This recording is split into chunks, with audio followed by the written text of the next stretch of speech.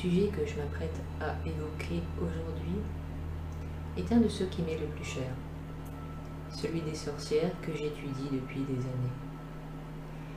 Une seule vidéo n'aurait jamais suffi à en venir à bout, ni même deux. Aussi, ça est devenu finalement une émission à part, ce cycle des sorcières, qui parlera d'elles sous tous les angles, historiques, mythologiques, etc. Et bien sûr, nous n'ignorons pas la pop culture, car il était juste impossible pour moi de faire un résumé. J'espère que vous aimerez ce format un peu différent,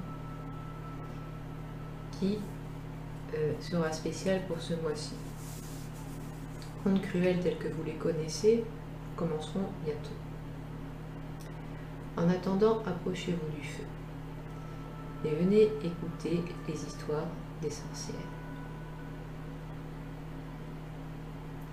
Les sorcières. Voilà bien un monstre de contes de fées qui ont fait nos frayeurs d'enfants, mais qui effrayent toujours bien moins que les monstres sous le lit, les vampires, les ogres et le grand méchant loup. Et d'ailleurs, sont-elles toutes des monstres? Et qui sont-elles vraiment? C'est une vaste question. Sachez que ces deux personnages sont toutes deux censées être des sorcières.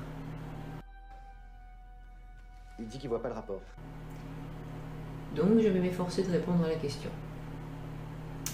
Spontanément, que vous évoque ce mot?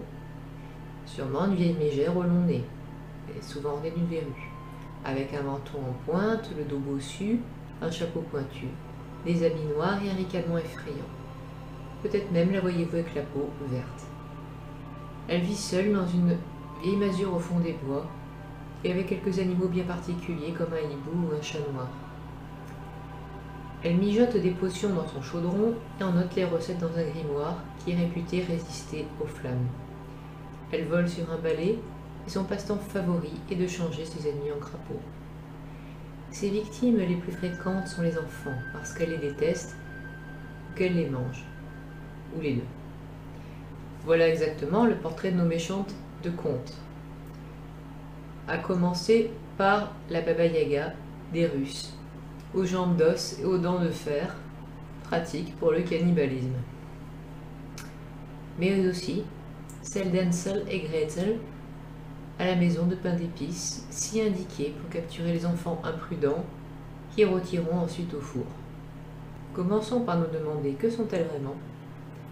Selon les contes de fées donc, de méchantes femmes ayant les enfants pour principaux ennemis et passant leur vie à nuire à ce dernier. J'ajouterai méchantes, vieilles et laides. Pour les inquisiteurs, elles étaient carrément les catins du diable.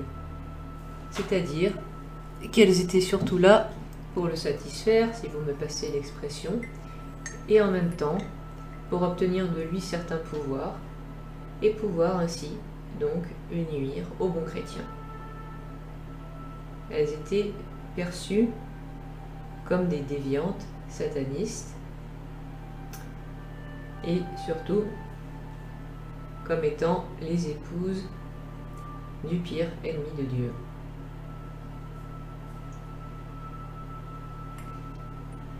Le XXe siècle verra en elles les adeptes d'une religion certes oubliée, mais tout simplement d'une religion comme les autres, à savoir une forme de néo-paganisme, et rien de plus. Donc pas la peine de les diaboliser, justement. Le XXIe siècle verra même en elles des sortes de rôles modèles à vénérer, qui peuvent être jeunes, qui peuvent être belles, et parfois même une dimension féministe y verra des rebelles avant l'heure. Alors, qui a raison? Sont-elles seulement humaines ou sont-elles une espèce à part pouvant vivre plusieurs siècles, dans certains cas? Est-ce qu'elles sont des monstres qui ressemblent à des femmes et s'efforcent, tant qu'elles le peuvent, de ressembler encore plus à des femmes, et à n'importe laquelle en plus, selon l'hypothèse défendue par Walda dans son Sacré Sorcière? Ou bien sont-elles presque comme tout le monde? Là non plus, personne n'est d'accord. mais leur apparence classique fait à peu près l'unanimité. D'où vient donc ce folklore? Eh bien, nous allons voir. La laideur, pour commencer, et la vieillesse, venaient de ce que les sorcières représentaient le mal absolu. Donc on leur voyait le corps tout aussi laid que l'âme. L'un étant censé refléter l'autre, selon un précepte hérité des Grecs, kalos kagatos, beau et bon. Le nez crochu était par exemple vu sur tous les hérétiques, quels qu'ils soient. Les sorcières, mais aussi par exemple les juifs, étaient caricaturés de cette manière. Et tous les hérétiques se valaient selon une conception héritée des chasses des 15e et 16e siècles. La vieillesse, elle, était tout simplement corrélée à l'idée de la laideur, mais aussi tout simplement parce que des années et des années de pratique de la magie sous-entendaient qu'il avait fallu étudier celle-ci pendant très longtemps. Quant à avoir la peau verte, un détail très commun depuis le milieu du XXe siècle, cela vient tout simplement du film Le Magicien d'Oz, sorti en 1939 et qui fut un succès mondial, sans doute l'un des premiers films en couleur à avoir été vu par autant de gens. C'était une nouveauté à l'époque. Il est bon de savoir que la méchante sorcière de l'Ouest, celle qui est la principale antagoniste du film, était, accrochez-vous, non seulement avec une teinte de peau naturelle, mais vêtue de blanc parce qu'elle avait peur du noir, dans le livre original de Frank L. Baum. Mais cette adaptation l'a non seulement vêtue de noir, de manière classique et pour des raisons sur lesquelles je reviendrai, mais en plus lui a donné cette teinte de peau qu'elle n'avait pas au départ. Elle était même censée être belle, inspirée de la reine de Blanche-Neige sortie 2 ans auparavant et qui faisait référence dans les films pour enfants. Cette version glamour fut abandonnée. On se décida pour cette peau verte qui rendait l'actrice tout à fait effrayante. Tellement effrayante que la sorcière de l'Ouest, selon le magicien d'Oz, devint un nouveau classique dans la manière de percevoir les sorcières, du moins celles qui sont les méchantes. Vous avez sans doute dû croiser des illustrations ou des livres pour enfants où les sorcières sont dépeintes avec une telle teinte de peau. En parlant de couleurs, il y a le noir des vêtements, que nous avions évoqué juste avant. Alors, le noir, c'était une autre couleur taboue, qui représentait l'enfer et que presque personne ne portait à l'époque. À l'époque, en tout cas, de la chasse aux sorcières, et sauf en période de deuil. À l'opposé, les draps et les sous-vêtements seront en blanc, car ils représentaient la propreté et la pureté. Aujourd'hui encore, les sous-vêtements noirs féminins sentent le soufre, et nos grands-parents, perplexes, se demandent comment on ne fait pas de cauchemar dans des draps noirs. Quant aux chats et chiens noirs, victimes de superstition, ils sont toujours adoptés en dernier dans les refuges. Le noir, en raison de sa sobriété, était souvent porté par les puritains, un courant religieux du XVIIe siècle, si extrême que même Élisabeth Ier n'en voulut pas en Angleterre. Ils s'installèrent dans les colonies américaines, y compris dans la ville de Salem. Leur terreur du péché poussa nos puritains à voir des sorcières partout. Et cela déclencha la persécution que nous connaissons.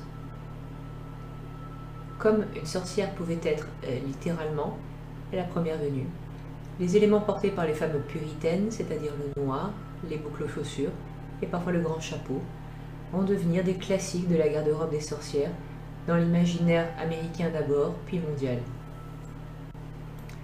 Sans oublier le col blanc, qui reste un classique dans la garde-robe de Mercredi Adams. Parfois, ces vêtements sont troués et déchirés, parce que les sorcières sont censées être négligées. Parce qu'on leur voit des valeurs inverses à celles du bon chrétien de base. On pense qu'elle a aussi des valeurs inverses sur les plans non seulement de la morale, mais aussi du simple bon sens. Elles sont censées préférer la nuit au jour, mais aussi la saleté à la propreté, ce qui explique l'état de leurs vêtements, et qui explique parfois qu'elles sont censées aimer manger des choses que le commun des mortels juge absolument infectes, comme les limaces, les araignées, les lézards, etc. Souvenez-vous de la recette de la tarte à l'araignée des 3 sœurs Sanderson dans Hocus Pocus. Qu'en est-il du balai volant? Il vient de ce que les sorcières étaient censées se rendre au sabbat en volant un califourchon sur un objet qui pouvait être un balai, piloter d'ailleurs au départ la brosse en avant, ou une fourche, ou un simple bâton, ou encore un animal comme un bouc. Et pas de chevaux. Pourquoi? Parce que les sorcières étaient censées craindre le fer qui garnissait leurs sabots. Ce point les rapproche des fées, ces autres êtres magiques dont on dit aussi qu'elles craignaient le contact du fer. Tout ceci décollé après avoir prononcé une formule comme « bâton blanc, bâton noir, va où tu le dois, de par le diable ». À moins qu'il n'ait aussi s'agit d'une quenouille, un autre instrument féminin par excellence. Freya, la reine des dieux nordiques, fut rétrogradée après l'arrivée du christianisme à être la déesse des sorcières. On disait qu'elle fabriquait les nuages en volant assise sur sa quenouille. Une fresque la représentait dans une église. Et là, elle aurait été confondue avec l'image d'une sorcière assise sur un balai. À noter qu'on prête souvent aux sorcières la capacité de voler sur littéralement n'importe quoi. Dans Hocus Pocus premier du nom, les sorcières parviennent à improviser un vol avec un balai moderne, une serpillière à franges ou un aspirateur. Dans la suite, l'une d'elles chevauche un Swiffer avec eau et savon intégrés, et sa sœur est debout sur 2 aspirateurs autonomes. Dans Sabrina apprentie sorcière, c'est pour elle par contre une habitude que d'user d'un aspirateur. Et McPhee, dans Nanny McPhee et le Bing Bang, elle va jusqu'à user d'un scooter. Toutes ces choses volées parce que, disait-on, la sorcière avait fait usage de son onguent pour le vol. Cet onguent contenait entre autres de la jusquiame, de la belladone ou de la ciguë. Précisons que ces plantes sont vénéneuses et on peut supposer qu'elles en enduisaient l'objet ou l'animal avec lequel elles volaient. Mais d'autres prétendent que c'est elle-même que la sorcière devait enduire. Alors, est-ce qu'elle aurait pu halluciner ses déplacements à cause des propriétés des plantes en question? C'était l'avis des juges des premiers procès en sorcellerie, curieusement. Satan a dû leur farcir la tête de sottise, écrivit l'un d'entre eux. Dans son pénitentiel, qui avait été rédigé entre l'an 1000 et l'an 1025, Burchard, l'évêque de Worms, en Allemagne, condamnait non pas les femmes qui volaient sur des bêtes en pleine nuit en compagnie de Diane chasseresse, mais le fait d'y croire. Entendez par là qu'on cherchait alors moins des magiciennes que des satanistes. Mais les dites sottises finirent par être prises au sérieux, d'autant qu'un autre ingrédient de l'onguent était de la graisse d'enfants non baptisés. Et pourquoi n'a-t-on gardé que le balai finalement parmi tous les engins volants? Peut-être à cause de l'équipage de Baba Yaga, qui s'assit dans un tonneau, le faisait avancer avec un gourdin, et effaçait les traces à l'aide d'un balai. Mais c'était un peu compliqué. Sans doute que le balai pouvait suffire. Peut-être aussi parce que le balai était fortement associé aux femmes, qui étaient les seules à le toucher alors, et que trouver un balai dans une maison, même pour un inquisiteur, ne soulevait alors guère de commentaires. Qu'en était-il de la verrue au bout du nez? Sans doute un dérivé de la fameuse marque du diable. Selon le manuel du chasseur de sorcières, le marteau des sorcières écrit au XVIe siècle, Satan était censé la poser avec sa griffe sur ses adeptes. Il en résultait un point insensible à la douleur, sous la forme d'un grain de beauté ou d'une verrue, justement. Les chasseurs de sorcières enfonçaient des aiguilles sur le corps des accusés pour trouver le 10 points. On prétendait aussi qu'une sorcière jetée à l'eau surnageait. Nos satanistes, donc, ne pourraient supporter tout ce qui est sacré. Les sorcières étaient paraît-il incapables d'entrer dans les cimetières et les églises, et redoutaient le sel, qui est considéré pur. Le sel n'entrait jamais dans les ingrédients du festin servi à chaque sabbat pour cette raison. Et les animaux de compagnie. Eh bien, il était censé s'agir de familiers, ou petit démon offert par le diable et caché sous un aspect animal. Ils appartenaient toujours à l'une des 7 espèces d'animaux qu'on disait créées par le diable justement. Le chat, car en plus quand il est noir, il est réputé porter malheur, le loup, le crapaud, le hibou, le rat, l'araignée et la chauve-souris. Certains y rajoutaient la chèvre, le corbeau et le papillon de nuit. Concernant les araignées, elles étaient censées proliférer jusqu'à faire des rideaux de toile aux fenêtres. Une sorcière pouvait ordonner à son familier de voler et d'espionner pour elle. Le chapeau pointu, lui, est plus dur à expliquer. En tout cas, concernant sa forme. Tout juste sait-on que dans certaines régions, les juifs devaient porter des chapeaux coniques pour être reconnus. Donc un tel chapeau serait aussi utile pour identifier la sorcière du premier coup d'œil. Et souvenez-vous, tous les hérétiques alors se valaient. On a aussi avancé un lien avec les brasseuses de bière britanniques, parce que la tâche était typiquement féminine jusqu'en 1300. On les reconnaissait en effet à leur grand chapeau noir. Elles utilisaient des chaudrons, étaient souvent âgées, avaient un instrument semblable à un balai pour remuer la bière, mais aussi des chats pour éviter les invasions de souris dans leurs réserves de grains, la base pour fabriquer la bière. Passé le XIVe siècle, les hommes voulurent avoir le contrôle du marché de l'alcool. Et les brasseuses qui faisaient de la résistance étaient vite qualifiées de sorcières pour qu'on puisse se débarrasser d'elles. Enfin, un dernier point auquel on reconnaît les sorcières de conte était leur solitude. En cas d'incendie, d'épidémie, de mauvaise récolte, de pis de vaches taries ou de morts inexpliquées, autrefois on soupçonnait en premier les personnes les plus marginales d'avoir usé de magie noire, c'est-à-dire bien souvent les femmes célibataires ou veuves, souvent âgées et possédant des chats ou des boucs, vivant à l'écart et connaissant la science des plantes. Comme disait Michelet, la sorcière était l'unique médecin du peuple. Des sages-femmes furent elles aussi accusées de sorcellerie. Car si on connaît les herbes qui guérissent, on connaît forcément celles qui empoisonnent aussi, pas vrai? Selon le film Les sorcières d'Eastwick, la chasse aux sorcières aurait été en partie déclenchée par les médecins, désireux de retirer aux sages-femmes le marché des accouchements. Donc, les sages-femmes furent accusées de sorcellerie. Il faut toutefois préciser que les sorcières n'étaient pas forcément vieilles. Même à l'époque des chasses, quand les femmes jeunes et belles, considérées comme tentatrices, étaient souvent accusées aussi. Vous voyez d'ailleurs Elvira ou Mystique, une adversaire récurrente de l'oncle Picsou. Je vous donne rendez-vous la semaine prochaine, Imprudent Mortel, pour connaître la suite du cycle des sorcières.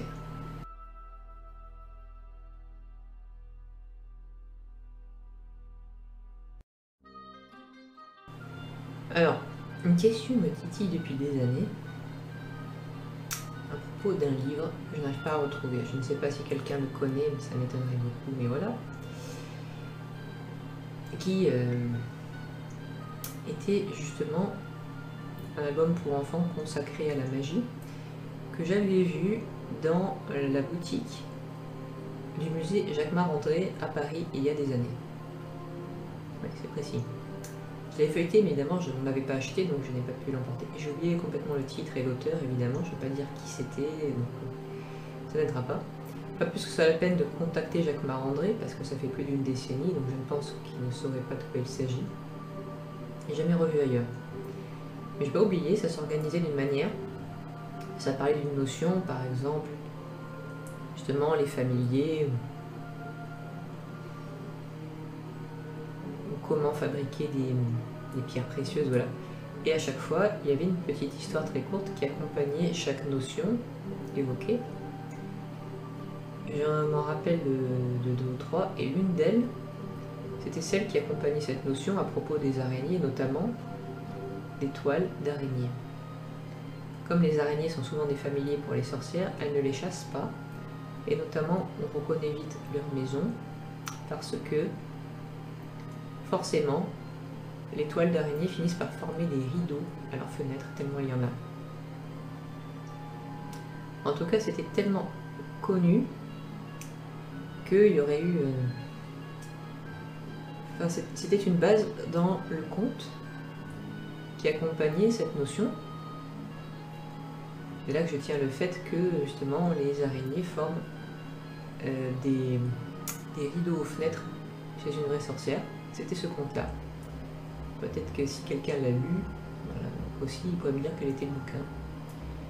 Mais cette histoire très courte se présentait ainsi, et c'était un peu une histoire navrante, vous verrez, enfin surtout pour celui qui en est victime, parce que l'héroïne, en théorie, elle ne demandait rien, s'appelait Griselda, et c'était une jeune fille extrêmement douée pour la magie. En tout cas, elle l'étudiait tous les jours, elle travaillait très dur pour devenir totalement compétente dans cet art. Et à des kilomètres de là, un jour, un jeune homme a rêvé d'elle. Il a même rêvé que s'il épousait Griselda, il serait riche et heureux toute sa vie, en raison des grands pouvoirs magiques que possédait sa femme. À son réveil, ce jeune homme, jusqu'ici plutôt clairvoyant, il est vrai, se mit aussitôt en quête de retrouver la femme de son rêve.